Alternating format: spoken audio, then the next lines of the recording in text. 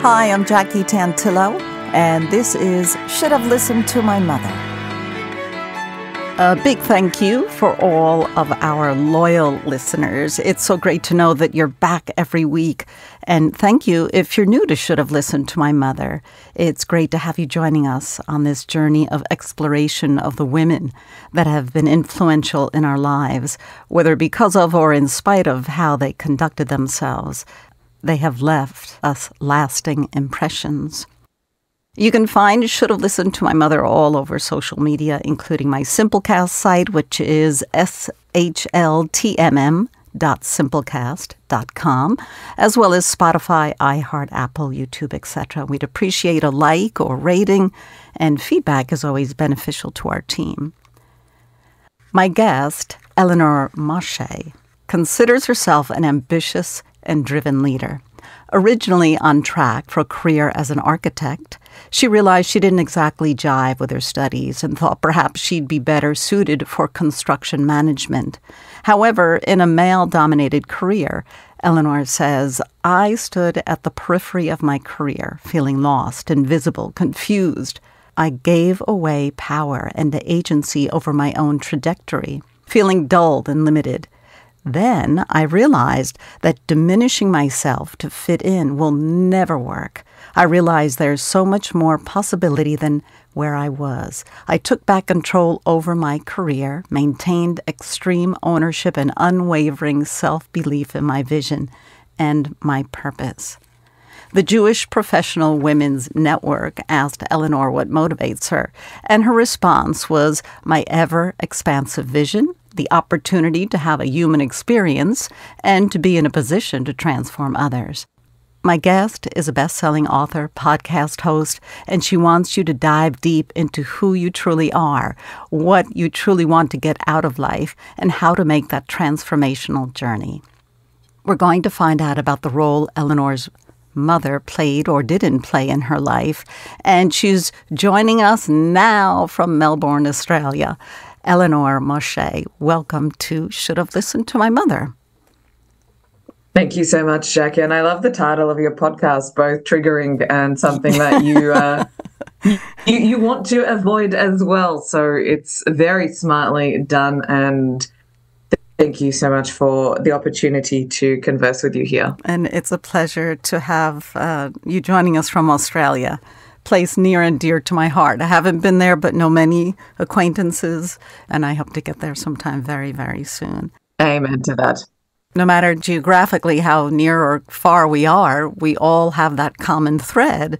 So I'm so curious as to the role your mom played in your life, and where did you get this vision and intuition and ambition?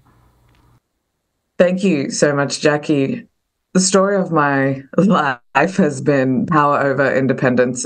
It's been my will versus the will of maternal impact. It's primarily my mother. And I do want to premise that everything that is said with love and compassion, because like every mother, they're operating out of their own wounding, their own unhealed, impactful moments in life, their healing. They haven't done the healing that is required, and their suffering is, astounding to a certain extent, depending how far back you go. But that suffering becomes more problematic when it spills off over to others. Right, but as predecessor, as in any realm of our lives, we need to have that experience of the women that struggled before us, which enables us to be wiser and to grow and learn from, for better or for worse. Absolutely, for better or for worse. And, this was a soul contract with my mother. Her role in my life was to make me forget myself, and she played that role perfectly. So the soul signed up for this. The soul chose this. So can you really fault what the higher self and the soul wanted to experience? And here we are in 3D ego form, playing that out exactly as it has to happen. So yes, it's completely second what you said. My 4-year-old self became the martyr and wanted to save my mother, because my past life wounding that I came into this lifetime with is to save. That's what I know how to do so very well. I see a maternal impactor or someone who I perceive as being in authority in a one-to-one context suffering, and I will give myself over totally, completely, and only know how to suppress myself completely and wholly in doing so. And over 30 years of my life, that just meant shelving my desires, shelving my dreams, shelving my feelings completely. And my soul blueprint is I need to feel deeply. I need to also express my emotions, but I have not known how to do that, and I have not done that. And it has always been mother's rules over my own. My whole life has been a series of missed calls. And this isn't dealing with someone who is rational and someone who, at the age of 33 still will tell me when I need to eat, when I need to sleep, how I need to be and act in the world so that she does not have to confront her own emotions. And I made her emotional management my own. And all of these layers can only lead into one direction, and that is a devouring mother. And when I woke up and realized that not just half, but all of my life and personality has been completely devoured, and I couldn't recognize myself outside of the identity of being the good daughter, that's when I knew that I needed to do the work. And at that point in time, I didn't know what that would entail, because it's not like I didn't try intellectually beforehand to Google how do you break away. Free of break away. How do you do it? It's not like I wasn't searching, but none of the answers sufficed until my soul came through. My soul cried. My conscious mind had fried itself, and the unconscious came through with the path needed to break down so that I can break out. Because the dark night of the soul was not just a period; it was decades of life. So can I ask, do you have other siblings? That is a great question, Jackie. So not only, the context matters here a lot, as it does for everyone. Not only am I an only child, my parents are older. My mum had me at 42. We live in Australia and we don't have any other family here. All the family is in Israel. So there's never been any surveillance or feedback loop for me or my mother to understand that this isn't great. My dad is just set in his ways and has, of course, provided in the earthly material realm, but never provided for my mother in her emotional or social needs. On top of that, from an astrocartography perspective, in Melbourne, where we live, is where my mum's Neptune is. And Neptune is that illusory planet. You just get lost completely in the dreams. Well, okay, so let's go back a little bit. Is this something that you took on as the martyr, or she was so oppressive and controlling that this was you knew nothing else? So those are kind of two different directions. Or did you not have an option, or you felt you didn't have an option? The 4-year-old wanted to save, but all the other years it was the latter. So it's actually both, because when your survival is at stake, when your emotional balance is also constantly being tested, so the first part was it was not an option, but the second part is how did something like that go on for 30 years is the second part. So it is both. Did your mom often step in and speak for you, whether you tried to get or express yourself or try and get an answer into anything, that side of controlling evident as well? Absolutely. Yeah, all the time. Yeah, absolutely. And I don't mean to laugh at you. Yeah. So this is all you knew. Yeah, this is all I knew. This is the irony. I have such a stuffed up, shut down throat chakra when externally I have the ability to speak and do all that I do in the world. But what I was able to do in the world was not what I was able to do for myself. Speaking my truth, especially against mother, is the life lesson, is the theme of this life. You mentioned to me earlier your mom's name before we started recording, but share with the audience so they know who we're speaking about. Hava. Hava. Her name's Hava. And does that translate to anything? Great question. I have not investigated that. So I was just curious. Does she still have family in Israel? All of the family, yes. Is she in touch with them, or she's cut off from them? She's in touch. That's one good... The great thing about WhatsApp is she can message them, but the bad thing about WhatsApp is she can also message me. Oh, my gosh. It works both ways. Sorry, I'm not here to answer that call right now. Yeah. Did she have a warm side to her at all? She does, of course, and... Manipulative. It comes with strings attached, and that's why I had always struggled with the concept of love or relating, because it's always been with strings attached or conditions, or you wait for the other shoe to drop, or you're only as good as the last 5 minutes, and then I would express a desire that was unfavorable, and then the said shoe would drop, or it would boomerang back, or whatnot. So that's always been something that I struggled with. And then when I was at the receiving end of love without strings, I was just waiting, suspended in motion, waiting for the shoe to drop. But she has been able to do and as much as she can with as little as she has been also given. And I do definitely know that a big part of what I have been able to achieve in the world is through... It's sort of, it's a bit of a paradox. It's because of how she has devoured my personality, as had I been able to present what I had in the world. But fundamentally, that wasn't foundationed on authenticity or truth. So it had to fall over. So, of course, there were and are good moments and good things in there.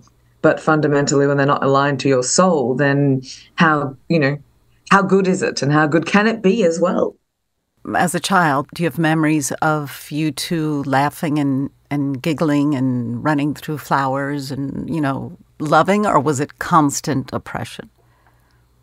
No, and there were no, parks, and I was quite self-sustainable as a child, and that's how I became really good by myself, is I would read and colour in, and from a very early age, all what we've known is routine and mundane. My mum's had the same routine until the end of time. She cannot break out of her. She cannot break out of her own routine either. So, and that's something that has provided her with that false sense of security and what she needs to hold on, because anything that comes near that routine threatens the sense of security. It threatens the home. So it's always been control over the home domain, and that is what I had not been able to break out of. And that's where anything that comes close to threatening the system fundamentally threatens her sense of survival. When you process all of this, can you tell me a little bit more about what her childhood was like, or what her mother was like? I didn't get the answers from her, because she's only been able to see it through rose-colored glasses.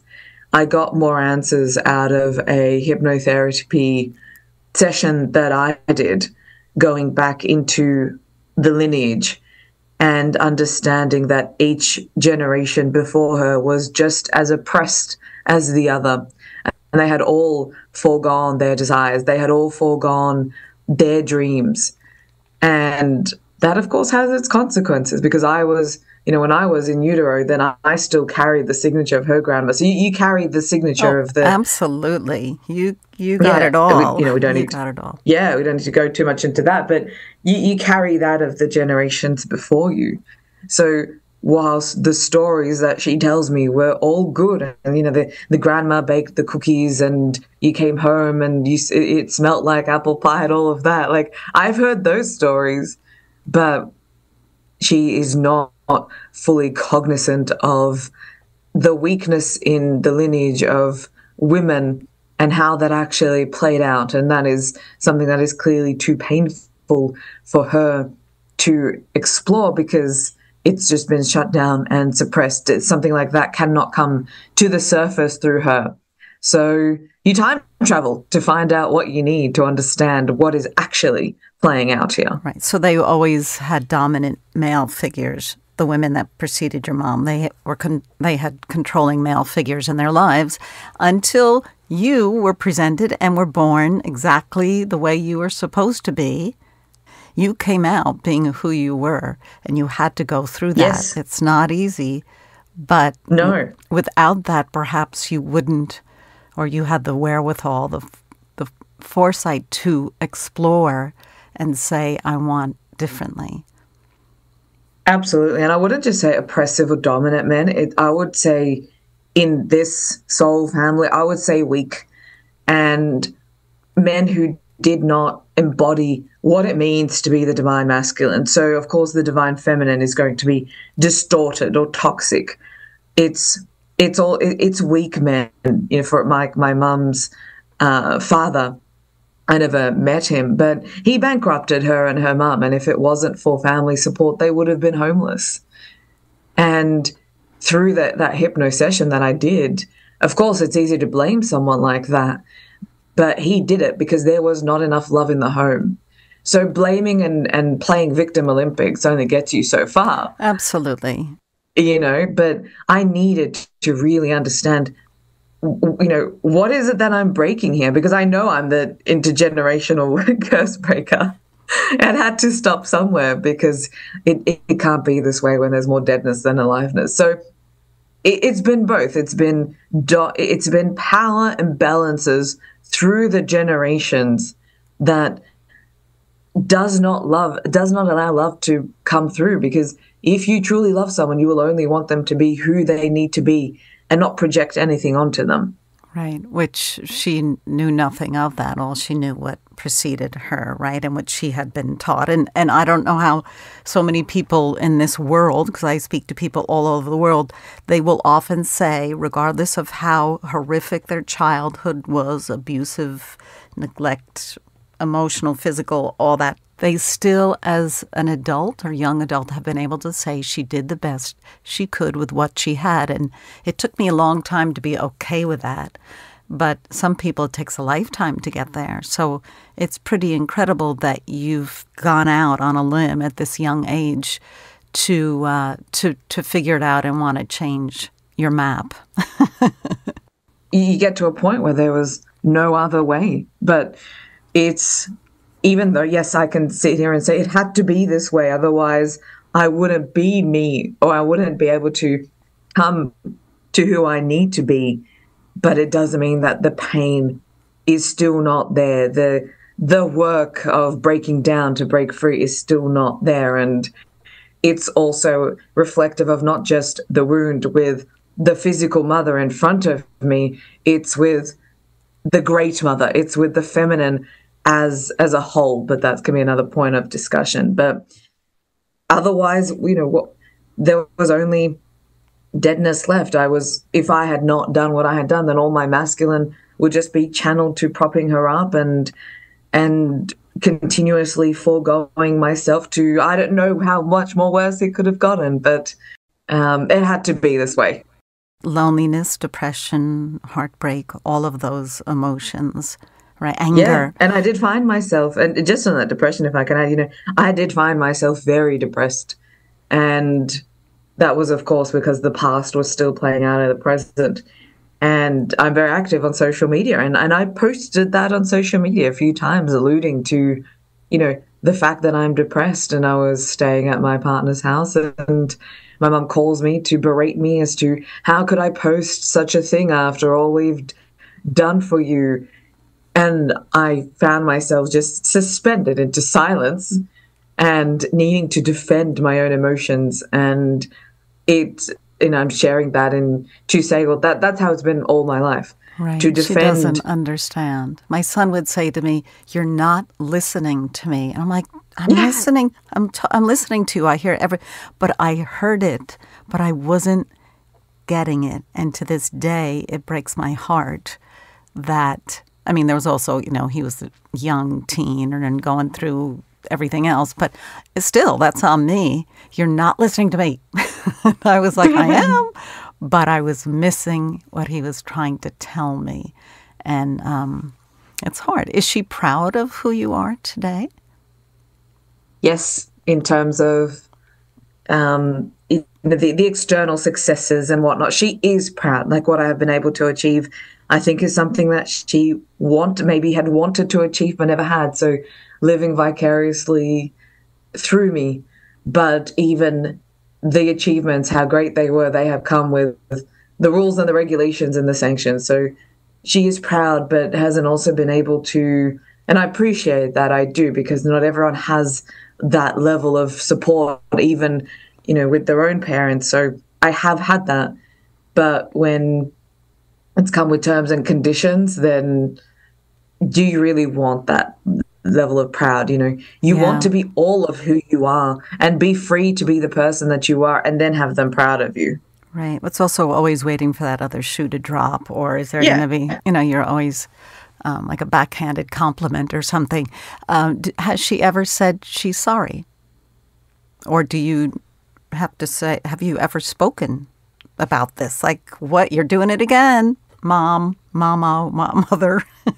Has that happened? Yeah, this is and I take responsibility in these conversations. We'll start a conversation and very quickly it escalates, and she will say very definitive things like, I can't change myself, so I'll just go and kill myself. It's like, well, no, I asked for responsibility and accountability. I did not ask for death. So that's the nature of conversations. Melodrama, lots of melodrama. Melodrama, emotional manipulation, lack of accountability. The list goes on and on. But it would be great if you could both just say, I'm sorry, or have that cue word that whenever it's starting to boil up again, you could say something and not taking it personally, change the attitude or the perspective or the conversation. Yes. It's very hard. Ideally. Ideally. I know. And this is how I had not ever been able to express myself. Like if you were my friend and, we are friends of a different nature, but, if we were friends and you did me wrong, I would not have the ability to come to you and say, hey, Jackie, I just want to, would you allow me the space to express what I need to? Can you suspend conversation? Healthy boundaries, healthy expression in myself have not existed. So I've only known when my boundaries were pushed to the final point, that's when I would erupt and explode. And that's not healthy. That's not a great way to relate to friends. And then on the other extreme, what I would do is just not say anything, period. And then what does that breed? That breeds resentment. I come to conclusions which are incorrect. I project onto that friend. I come to a conclusion without their input. So that's also manifested not just in the relationship with her, but in friendships, period. And that's why when I now have a healthy expression of a relationship, it took some time to realize that this is how it's meant to be. It's not meant to be chronically suffocating for me. But it can be. For most people, it would be had you not gone on this path. Yes. Did your mom ever have a career? When she was in Israel, so my mum and dad married at, she was 42, my dad's 52. And she worked in Alfa Romeo as, administrative support in the garage for over 20 years. So she had independence in Israel. And then my dad, when he finished the army, conscription is mandatory, or he did part service at a very young age, he escaped his narcissistic, controlling mother, and he literally flew, I don't remember. I think it was boated. He traveled to the other side of the world in Australia. So get away. He lived to get away. He met my mum in Israel, and he did try to, go back to Israel and set himself up, but he was around 50, and, what he would make here in a week is what you would make there in 2 months. So at that time, my mum's mum also passed away, and she was pregnant with me. So she came out to Australia. So while she did work, from that moment of her coming here, she lost her own independence. and Her own she just became identity, her own an identity, self. and the whole lot was just gone the minute she boarded that plane to Australia. Wow. That's big, but some people, depending on your personality and your ability to accept and walk into new things, but she lost her mom at the same time and then all her family. So it's hard, but it doesn't mean that you have to put all that pressure on your first and only born child. You have Of to course. figure it out. You have to be able to express Yeah. yourself different ways. That's right. People do land in other countries and work and drive and whatnot, but she never did that for whatever reasons. Obviously, everything points to fear manifesting in different ways. But if she had had her own level of independence, then the need for me to have that throughout my 20s and 30s would also have been respected. But you can't give someone something which you have no point of reference onto yourself. Right. If you could freely have her say something to you without you writing it down and saying, could you please say this to me on a regular basis, what would you want to hear from her? Oh, gosh, it's not even an apology. It's definitely not sorry. That's a great question. I have not reflected in all the 17 journals I have written over the years. Would a hug suffice? Does she hug you? Does she say, I love you? She does. Well, I guess it can be just as simple as I love you and just be free. Not that freedom can come from someone else. Freedom does come from within, but the sentence that would allude that the control is over. I am actually here for you in the ways that you want me to be, not how I need to control you for you to be with me. So something that would, and I love you without strings attached or the shoe to drop would actually be enough. And if anything on top of that would be that, the control is I'm done with that, then Right. That's even better. Have you written this down to her? I've written many cathartic letters and spoken to her higher self and to her, to the higher self of hers, and I have journaled and I have willed, and I think I still have so much welled up within, even though there has been so much work and spiritual work, to cut cords, to clean the aura, to mentally, emotionally, physically start coming to terms with the consequence that this has had on me across all the 4 bodies. But it's still in progress. I'm not speaking out of a sense of completion here of the cycle. I know astrologically the cycle is meant to complete early next year, but I definitely write and I write, and writing has been my outlet, and it is because of writing that I have been able to process so much, and why I can write books with so much ease and articulate myself in such ways. It's because I've had a lot of time to myself just with pen and paper and my own thoughts to come to this. Yeah, it's very cathartic, and not just for you or myself, for anyone who's listening. If you are struggling with things, writing is cleansing and freeing. The clarity that you get at moments, and not always brilliance, but if you write and put it on paper, sometimes it can talk to you out loud, or when you read it back. Absolutely. So, speaking of your writing, and you're a very prolific writer, you have a new book coming out in 2025, Powerhouse in Prison, and your dad wrote the preface in one of your books, released in 2024. Yes. So that was Secrets of the Construction Industry, which was a world first and a world-class global anthology. But I will be taking my writing into the space that I will be moving in. And my 5th book, coming out in 2025, is Powerhouse in Prison, and speaking to the mental shackling that diminishes the experience of yourself and how that plays out. Because when I didn't know where I could go to, it was the world of the energetics, the unconscious, the path to healing was what I was invited in. because that was the only way. I had to break down to break out, because everything was so fixed and rigid. This rigidity was the trapping. And sure, I smashed, career ceilings and whatnot, but when you break the ceilings, the walls come caving in.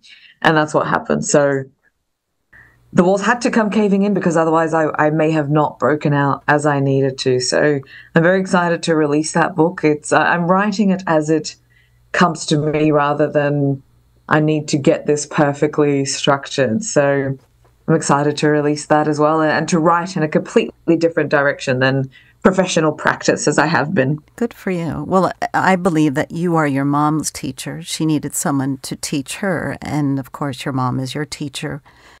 Look at what you've accomplished, and the healing part, the personal things. I think the professional accomplishments and the accolades are very important, but if you're not whole inside, then it's a completely different animal. So I'm really so happy for you, and I know it's a long journey, but Elinor Moshe, we're all on it, and some get more complicated journeys than the other, but it depends on what you went through in your past life and all those cyclical things. So I just adore your story and all that you're doing, and I believe in you wholeheartedly, and I really do wish you peace and happiness, and to your mom as well. Hava. Thank you. I do, indeed. And shall that be reflected to everyone listening, because we're all wanting to go to the same direction. So thank you so much, Jackie. Thank you, Elinor Moshe. I'll spell your name because it's unique and it's beautiful. Elinor is spelled E-L-I-N-O-R. Moshe, M-O-S-H-E. That's it. Thank you for joining us from Melbourne. Thank you, Jackie. And we'll be back next week with another episode of Should Have Listened to My Mother.